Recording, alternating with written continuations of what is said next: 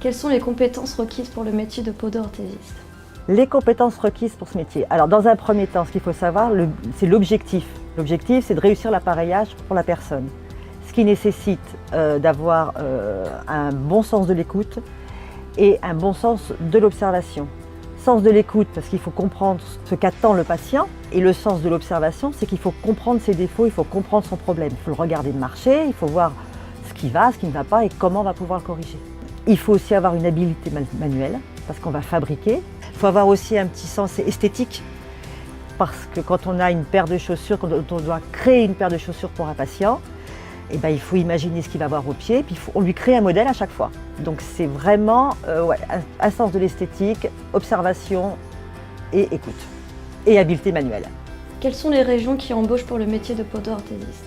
Il n'y a pas de région qui embauche plus, on embauche partout.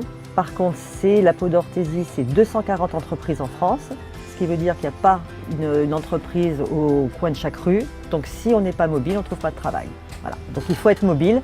Si on est mobile, on trouve du travail. Que peut apporter un syndicat professionnel dans l'exercice du métier?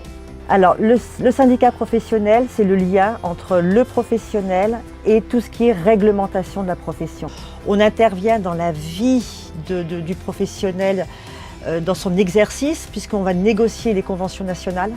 Alors la convention, c'est ce qui régit avec la Caisse nationale d'assurance maladie. On agit avec le ministère de la Santé pour les tarifs. On va être présent pour les conventions collectives, on va être présent pour promouvoir le métier, on va être présent pour le faire évoluer aussi.